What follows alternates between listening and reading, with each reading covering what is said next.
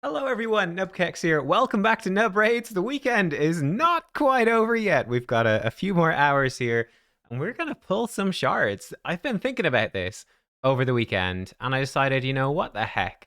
Let's dive in and let's do it. We have a Summon Rush event on right now, which is actually for a Summon Rush, a really good event.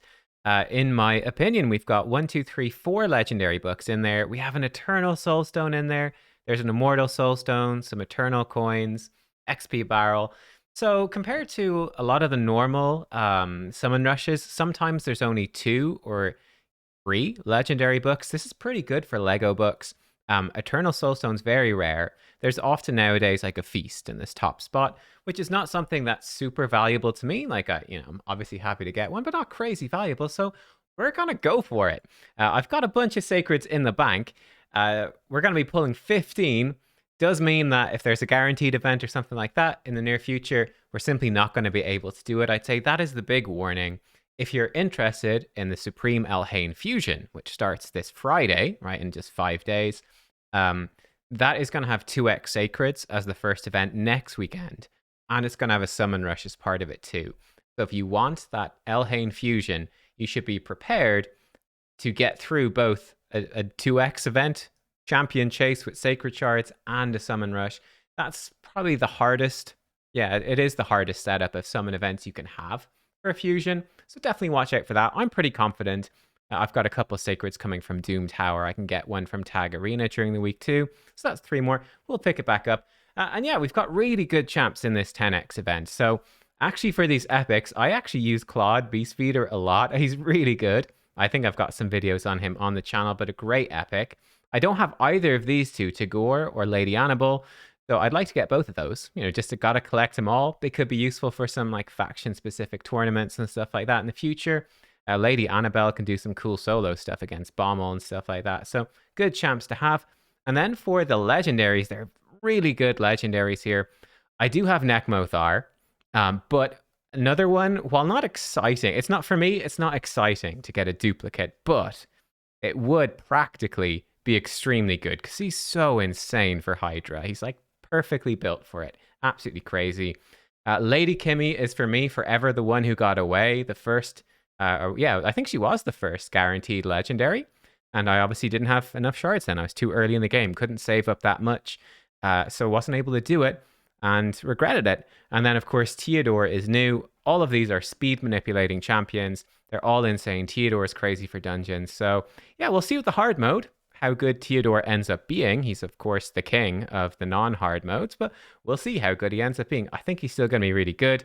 Kimmy would be useful for Arena and good for Hydra, because I do use Claude a lot of places, so she's just a straight upgrade for Claude. Anyway, enough talking. Let's dive in. Actually, one more thing to talk about. If you're curious, I did work this out. We did some shard deep dives last week. So I worked it out, and for me, from Sacred Shards, right, in a non-10x event, just my default chances, I worked out that there's about a 16.8% chance that when I pull a legendary, that it's something useful to me, that it actually improves my account. It's not just something that goes in the vault or doesn't really do anything. 16.8 normally, which, by the way, I'd get a useful legendary approximately every 45 shards. That's a little bit of a loose number, that, but gives you an idea. If we jump over to the 3 champ 10x, I actually have a 30% chance of getting something useful. It does mean, so that's not just, of course, these 10x champs. It's including all the other champs too, but the 3 10x champs all being useful really knocks it up. Yeah, it brings up to 30%. It's still 70% chance if we get a legendary that I go, they go in the vault, basically. But it is what it is. On average, that's about 39 sacreds to get a useful champ. We're not pulling 39, so yeah. But I mean, you get a gist. We'll see. Let's go. Here we go. Let's do it. We get legendary the first pull? No, we're not gonna. Yo, Skiramis, I actually think I don't have him on my live account, and he's a really good epic. Great for Hydra, right? Because he AoE provoke on a 3-turn cooldown, great for Head of Decay. And then counterattack, continuous heal on himself. He can also Mischief Tank as well. And then he has decreasing enemy buffs, filling his turn meter. Yeah, I think it's mostly just about this, right? That he can help you lock down Head of Decay in a pretty big way.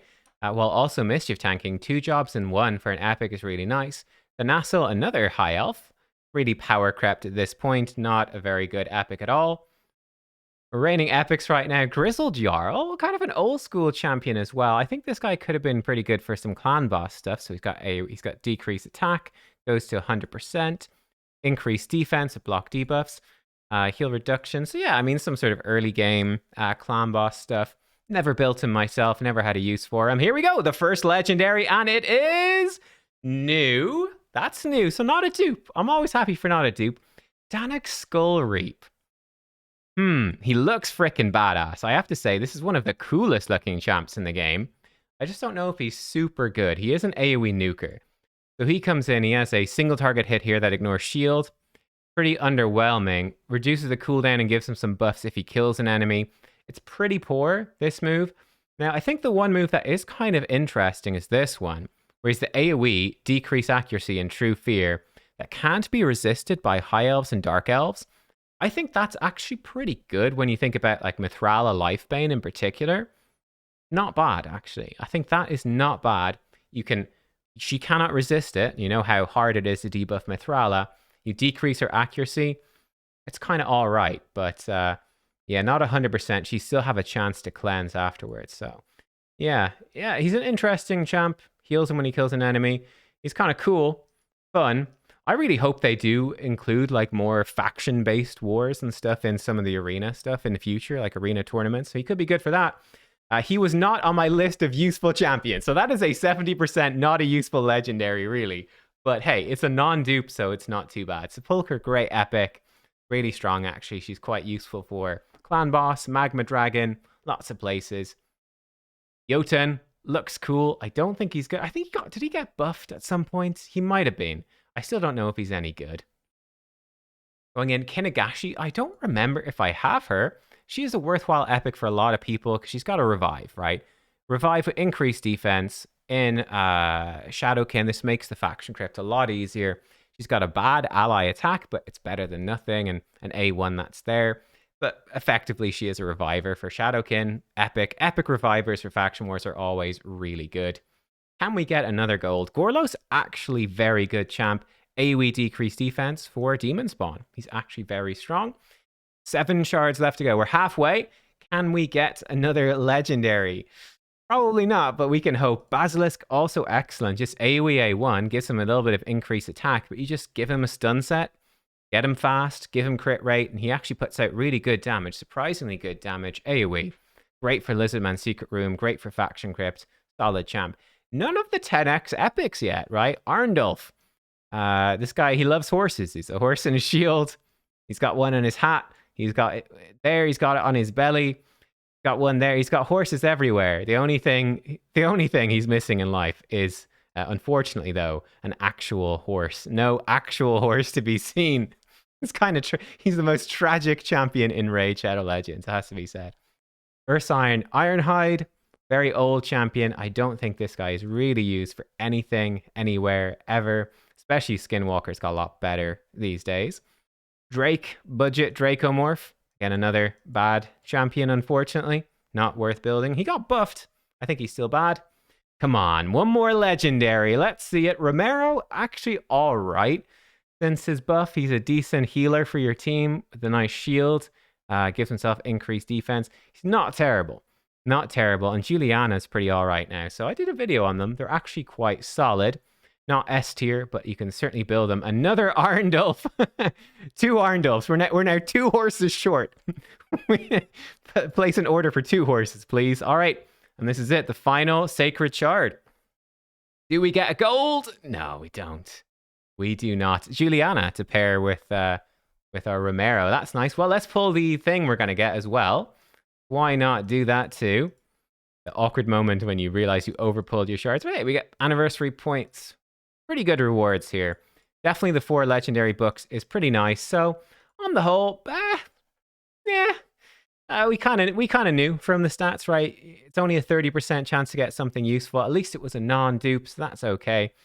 But yeah, if I could replay and do it again, would I? I don't know. Let's find out. Oh, we've got an immortal. Let's do that first. We got the medium soulstone. Can't remember where I got that, but we've got one. It is an epic champion. It is a Carlinia. That will probably be sold, I imagine. I don't think I'll use that. And the Eternal Soulstone. It takes so long to get these. I've not spent any of my big coins yet. I have 2,500, so I could buy 2.5 of these. These are super rare.